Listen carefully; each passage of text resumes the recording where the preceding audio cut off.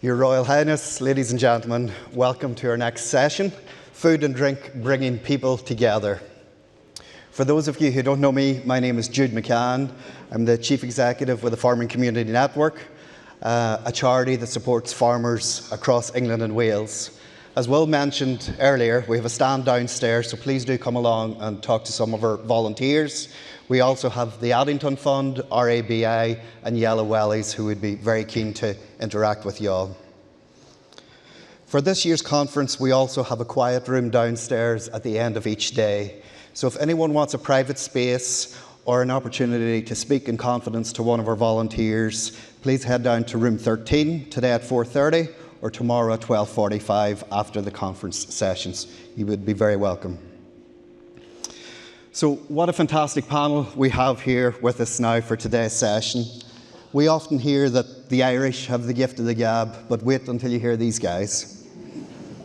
I'm going to let them each introduce themselves. They're all going to come up one by one, and they have 8-9 minutes each, and then we're going to open it up for questions. So please do get your questions prepared, and we will have roving mics going around.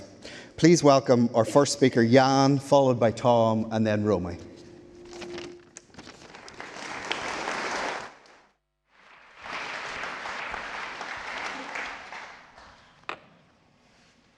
I didn't know he was going to talk about Irish people at the beginning. This is where my family originally comes from, the Cooley Hills and Mountains above Carlingford, near the border between the Irish Republic and Northern Ireland. The rest of me comes from a totally different world in pre-war Austria and Poland.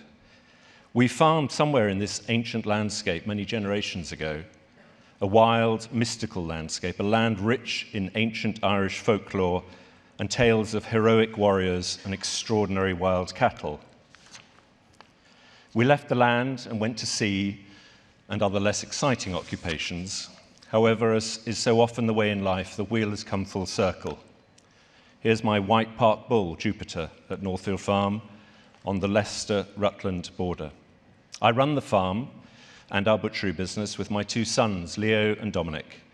We epitomise the small, diversified family farm with a farm shop and butchery on our farm and at London's Borough Market. We source and retail from our own farm and many other producers. I spent 14 years or so as an investment banker, all the while wishing I was a farmer. When I wasn't travelling, writing presentations and trying to understand balance sheets, I was reading Farmers Weekly and trying to research and plan for when I would eventually be able to move to my own farm. What swiftly became obvious to me was that the accepted definition of farming only covered the activity that went up to the proverbial farm gate and no further. Farmers are often described as price takers rather than price makers. Back then, I saw immediately that my definition of farming would extend well beyond the farm gate, right up to the breakfast, lunch, and dining tables of my end consumers. Farmers too often own a tiny slice of what is a purely commodity market. My aim was to decommoditize that commodity. I would focus on two things: story and people. I would be present, in spirit at least, at every feast, humble or otherwise, which involved the produce which I would supply. Key to my slowly emerging plan was that mine would be a retail-targeted business, with little or no ambition towards sales into restaurants, hotels, or heaven forbid, supermarkets. A few days after formulating this grand dream, I was made redundant. On the train back from London to Rutland, my cardboard box of belongings on my knees, I was initially seething with anger at having been callously discarded by my employers. By the time I stepped off the train, that late August evening, I decided to open a farm shop and butchery at Northfield Farm. By October, our tiny shop was open, and by the following February, despite working all the hours and days possible, I was on the verge of bankruptcy. I sat in my office, checking and double-checking my figures, and it was clear that unless a miracle were to happen, myself and my young family would be out on the street within months. The telephone rang. It was the producer of Radio 4's early morning programme, On Your Farm. The next morning, Oliver Woolston arrived at the farm with a BBC producer. There followed a grilling of me, worthy of any banking opponent or central banker. But it was the sharing of food that altered the tone and caused a shift in the conversation. We tasted what Oliver christened the caviar of mustards, a Dexter Chateaubriand steak and kidneys from locally reared Welsh badger-faced lamb. Oliver, until now our critic, became our champion. Sunday came, the broadcast ended just before 7 in the morning, and the telephone started ringing 2 minutes later, and barely stopped ringing for the next year. People started arriving from 8 o'clock and kept coming all day long. Relationships were formed that day, and in the days and weeks, months and years that followed, that radio broadcast saved our farm, saved our business, and helped keep a roof over the heads of my family. A year later, I heard about the stirrings of a new market being talked about at Borough Market in London, a stone's throw from where I'd been based in my previous life as a banker. We first traded at Borough Market in March 1999. Borough Market simply did not exist as a retail market back then. It came alive for a few hours from 2 a.m. onwards as artics rolled in from farms bearing the fruits of the field for on sale across London. Otherwise, it was a large, empty, sad space used during the day as a car park.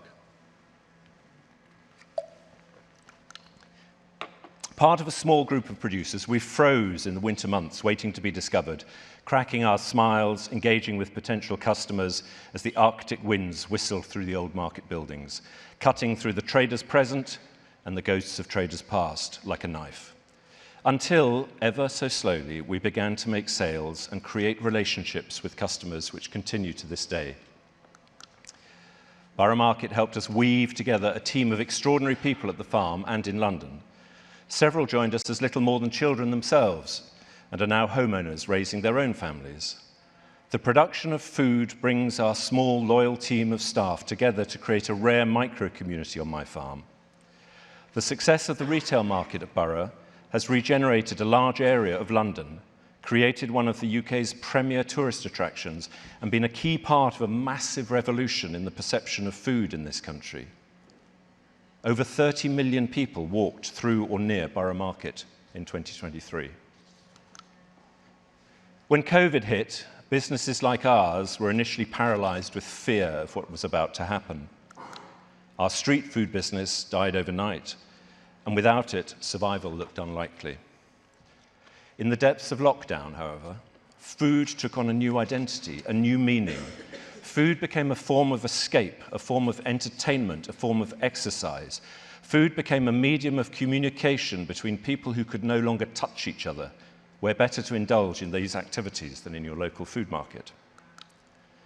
Yes, online food orders grew, especially from those customers who felt most vulnerable. But for those who felt able to take the chance, the butcher, the baker, the fruiterer, the poulterer, the vintner, and the pie maker all provided degrees of salvation as well as sustenance. And here was and remains the key. Just as we now have a resurgence of interest in soil over dirt, so people were waking up to the distinction between fodder or fuel and food. Here we are, fresh or not so fresh from the greatest feast most of us celebrate in any given year. Christmas is when so many of us push the boat out so that we can be with family and loved ones, generally around a table, in a celebration of life. Yes, there may be stresses, worries, and fallings out, but most of us raise a glass, carve a joint, and pull a cracker in an expression of hope and revival. Whether grand or modest, we're pulled together by the food and drink we share, and for a moment, no matter how brief, our other cares fall away and hearts sing.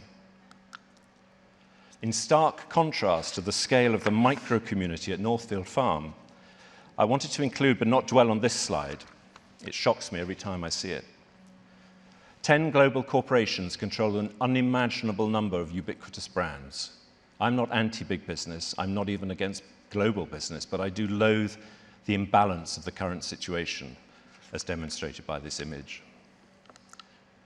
We're an endangered breed, the small and not so small family farm, the farm-linked producer and purveyor of food, we're in real danger of losing the true joy of simple, great-tasting food.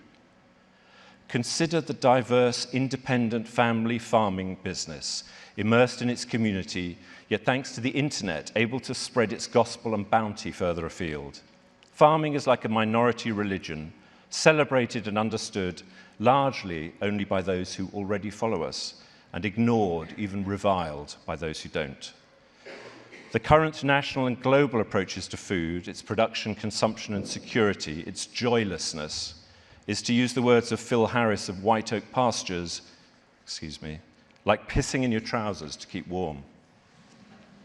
And to quote a much older and less profane adage, live like you will die tomorrow, farm like you will live for 1,000 years. Sadly, collectively, our society is doing exactly the opposite of that. Thank you very much.